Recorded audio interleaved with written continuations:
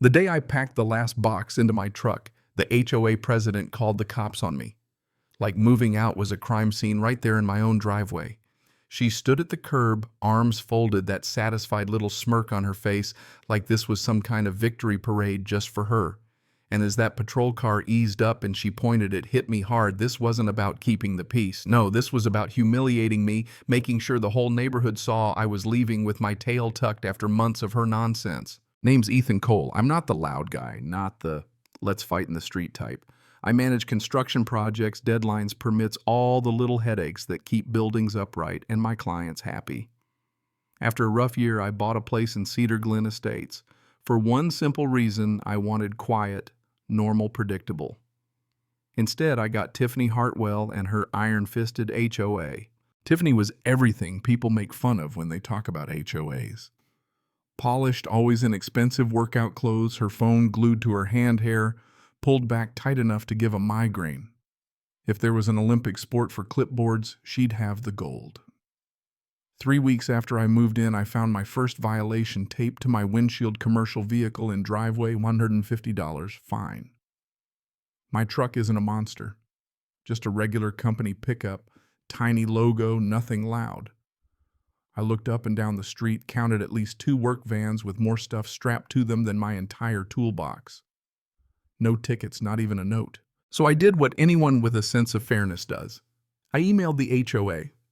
Simple, polite, just asking where exactly in the rules it said my truck was a problem and why the other vehicles got a pass.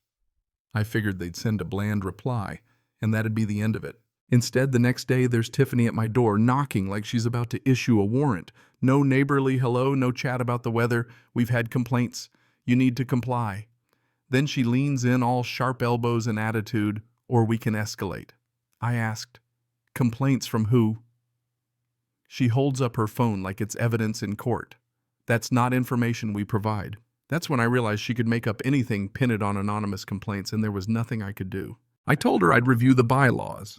She rolled her eyes. You can't lawyer your way out of community standards, and turned on her heel, convinced she'd already won. That night, I sat at my kitchen table printing out every page of the HOA rules, highlighting, taking photos of my truck in my driveway like I was prepping for a trial. 2 days later, another violation. Trash can in the wrong place, $50. Then grass too high, $75. My lawn hadn't changed. The only thing I'd done was ask questions. Suddenly, every notice felt less like a rule and more like a warning. Keep your head down or we'll make your life harder. I tried once more to do things the adult way.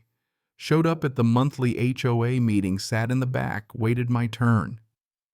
Tiffany called my name in that way people do when they want to get a laugh at your expense. I stood up, hands sweating, heart thumping, and said, if my truck's a violation, so are those vans on Oak Lane. If my trash can's out of line, apply the same rule to everyone. Tiffany just smiled. What you're asking for is special treatment. I felt the blood rise in my face because that's what she was handing out, just not to me. No, I'm asking for equal treatment. There's a difference. She tapped her pen. We'll take it under advisement, and moved on. On the way out, a guy I'd never met leaned in and whispered, don't bother. She picks one target every year. Looks like you're it. I let that simmer for a while. Then I started documenting everything, photos, emails, dates, no angry Facebook rants, just a quiet stack of facts. That's when I stumbled onto something nobody else seemed to notice. Boring old property records, right? Well, not so boring when you realize Tiffany's house wasn't in her name. It was owned by an LLC. Not illegal, sure, but our bylaws said plain as day, only homeowners can be on the board. No exceptions. I printed out those records, made copies, showed up at the next meeting ready to drop a bomb. When my turn came, I held up the paperwork and asked, can a non-owner serve as HOA president? You could feel the room shift. People who'd never looked at me twice were suddenly paying attention. Tiffany's smile twitched just for a second. Then she shot back, that's irrelevant. I didn't back down. It's not irrelevant if it breaks the rules.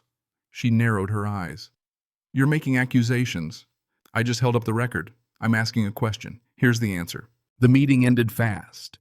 Tiffany snapped her binder closed, declared, we're done for tonight, and stormed out. The next morning, my doorbell rings, county inspector, then another guy, then a cop. We've received complaints about illegal work, hazardous materials, unpermitted electrical. I almost laughed. Only thing I'd done was install a shelf in my garage. But the deputy wasn't joking. He wanted ID, wanted to look around. Suddenly, Tiffany's game wasn't just annoying, it was dangerous.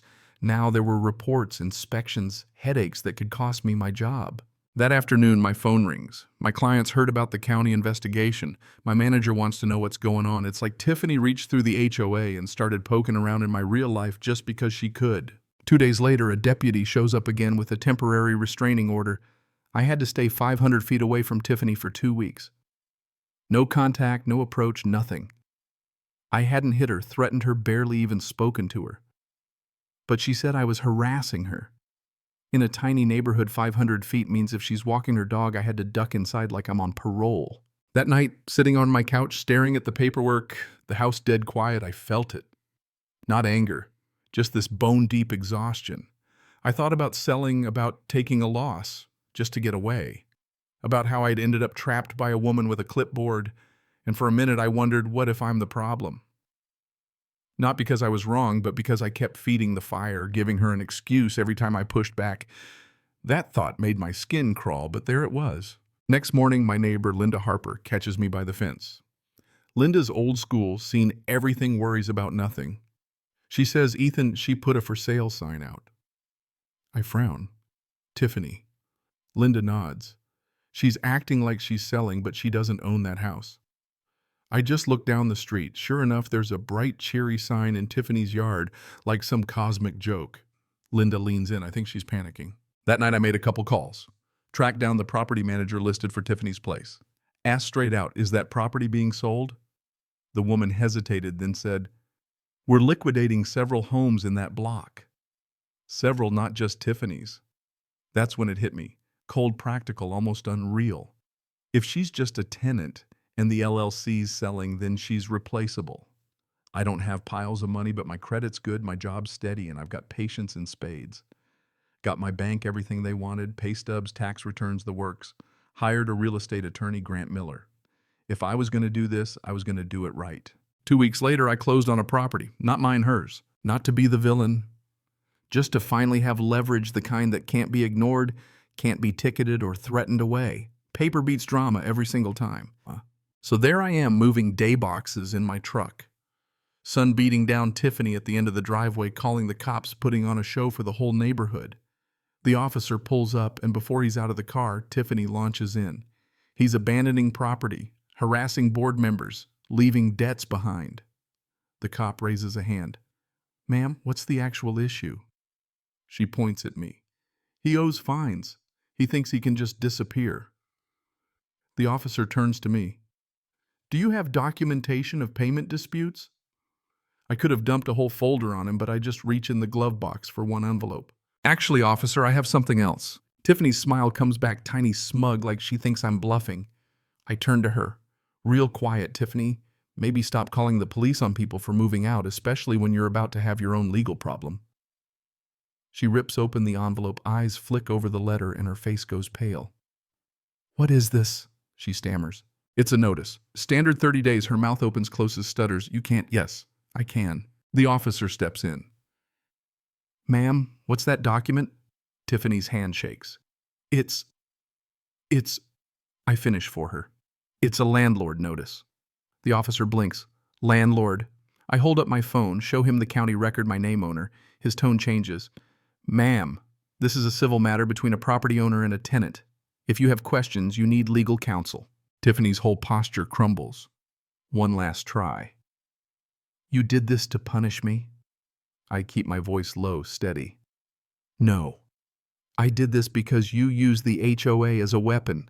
You wanted control so bad you forgot to check who actually owned what." And in that moment, the room she'd built around herself, titles, threats, all that fake authority just collapsed. Officer turns to me. "Sir, do you want to proceed with moving?" I nod, pick up the next box, and never look back. That's where the story ends, Tiffany standing there, staring, realizing Cedar Glen was never her kingdom. Just a rule book, and rule books don't protect bullies. If there's any lesson in all this, and God knows I learned it the hard way, it's that when someone hides behind authority, shouting never works. Don't play their game. Find the page they skipped in the rulebook and let the facts speak. But sometimes I wonder, where's the line between justice and revenge? When does fighting back cross over into something darker? How far is too far when someone abuses their power? So tell me, what do you think? Did I do the right thing? Was it karma justice or just another round of petty neighborhood drama? Drop your story, your take your own run-in with power gone wild. Let's see where everyone stands on the whole HOA circus and what it really means to win.